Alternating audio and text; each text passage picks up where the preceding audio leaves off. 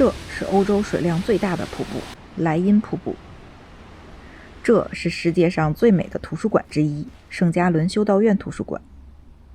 这是满城彩绘的童话小城沙夫豪森。这些都将发生在这支影片中。刚到圣加仑，映入眼帘的是一个现代化的城市，这和我预习的圣加仑完全不一样了。圣加仑好热闹呀，这么大一个城市呢。路上还有一个相当放飞自我的路人。原来这里是圣加仑的新城，而著名的景点都在老城区。溜达了10多分钟，我们就来到了圣加仑的老城区。圣加仑这个小镇，刚才从车站出来那么喧嚣，现在来到老城这边还挺安静的。还有这些凸窗，2、3楼凸出来的小窗子，不仅能多看一条街，也是当年炫富神器。听说圣加仑甚至被称为凸窗之城，老城里能找到100多个凸窗。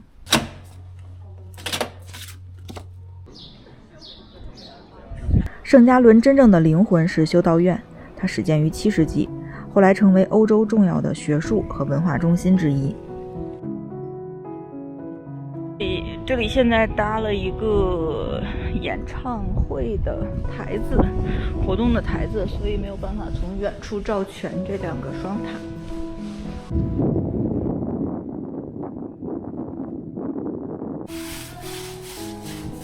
这个地板是木质的。为了保护这座古老的修道院图书馆，进门之前还要换上专门的鞋套。人说的也没毛病，要换拖鞋。准备好了吗？跟我一起走进这座被联合国教科文组织列为世界文化遗产的世界最美图书馆。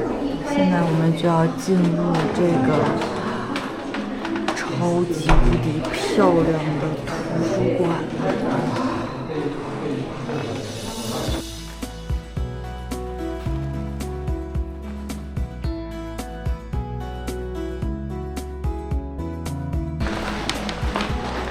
我们现在在圣加仑的图书馆，看看多华丽呀，简直了！太漂亮了。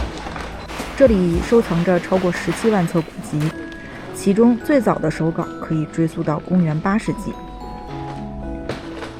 想象一下，中世纪的学者们千里迢迢来这里查资料，就像我们今天打开谷歌一样。这座18世纪重建的巴洛克风格图书馆，木质雕刻华丽，天花板湿壁画的主题是神圣智慧，整座大厅会把你的目光往上拉，好像在提醒你，知识能让人更接近天堂。站在这个角度看这个画，他画的感觉是往天上推的，多有3D 的效果。在图书馆深处还能看到一座古埃及木乃伊，它叫 Shepenis， 大约生活在公元前7世纪，是卢克索阿蒙神庙的女祭司。19世纪被带到欧洲，如今安静地躺在书海之间，这种反差太奇妙了。从图书馆走出来，乌云压顶，果然下起了雨，但没关系，这本来就是我们阴天的 Plan B。 看到这里我已经觉得非常完美了，没想到后面还有惊喜。突然下雷雨了。今天的午饭就在火车站的便利店解决吧。超市里的都要7块4毛5，这个差不多赶上英国饭店的价格了。我们买到了朋友说的这个绿色版的这个Rivella， 这个有点像国内的格瓦斯，然后他说绿色版的是里面有点那种类似于茶叶的风味的。我是尝不出来茶味儿，是有点像红茶。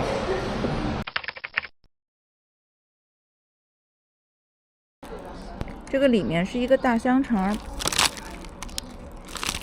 碳水加肉，反正总不会太难吃。我们还是蛮习惯的，因为在英国经常有这样的食物。这个墨西哥卷说真的，差点儿，不只是性价比差点，这个东西它就算便宜，它也差点儿。它里边的馅儿比较少，皮儿很厚，感觉比我们在 Costco 买的馅儿得少3、4倍，反正就是馅儿很少。剩下的买的这个呢，都是面，一口没咬到馅儿，第二口咬到馅儿了，就是有点像披萨的感觉，但是吧，馅儿比披萨少好几倍。Nächster Halt, Flawil. 离开圣加仑，坐上火车前往莱茵瀑布。谁能想到，刚才还是狂风暴雨的天气，在我们到莱茵瀑布时晴了。莱茵瀑布，我们来了！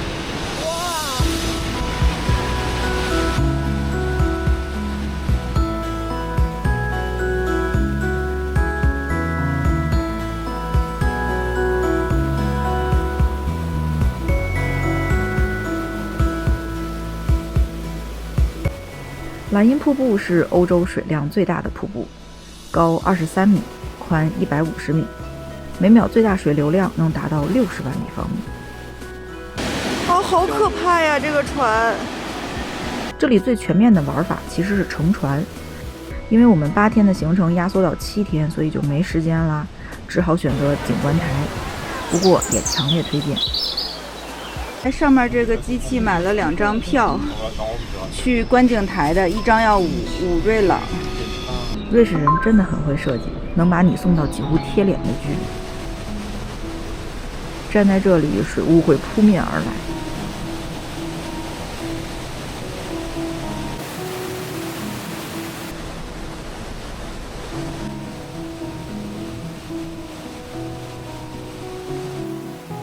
这边这个水蛮好看的，是那个玉的颜色。另一个平台更牛了，和瀑布方向成90度，水流万马奔腾，直冲向你。那一瞬间，我只想说，瑞士工程师真的太会了。我好害怕呀！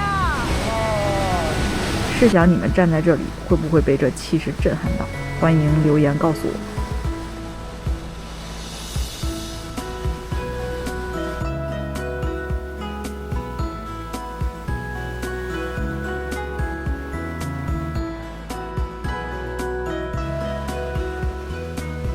再坐电梯上山，走到莱茵瀑布对岸。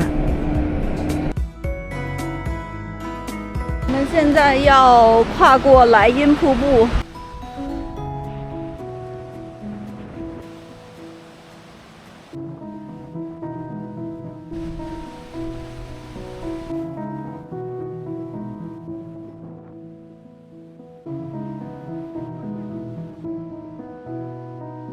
劳芬城堡和瀑布一起入画，这个角度虽然离瀑布没那么近，但气势完整。来猜一猜，这么汹涌的水里会不会有鱼呢？现在弹幕或者留言区写下你的答案，有还是没有？来，3秒钟，3、2、1，答案是有。大鱼肥大，这么大。哦，看到了，游过去好几条了。又来了个，而且他们居然能在这种水流里生存下来，完全没被冲晕，简直是瀑布里的小英雄。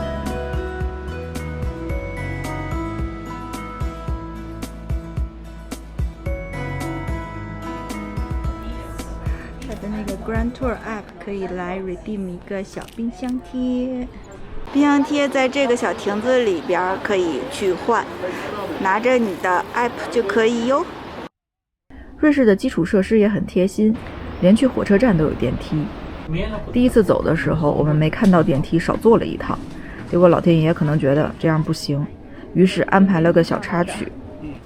我们俩有2节电梯，我们俩生爬了1节才看见电梯，然后坐了1节电梯。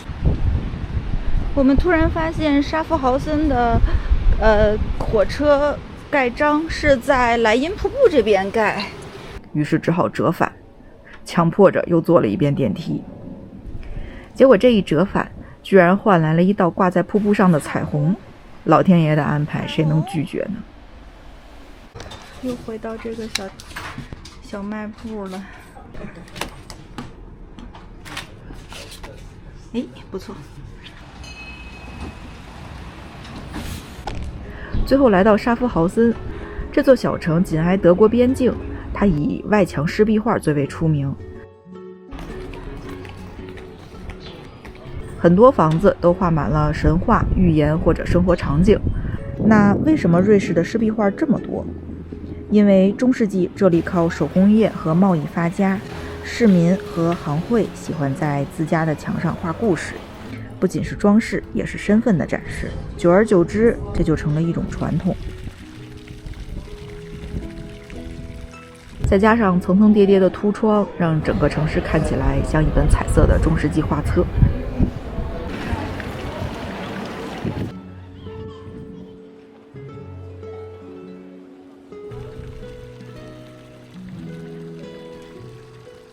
傍晚时分，店铺逐渐关门，但广场上的人们夜生活刚刚开始。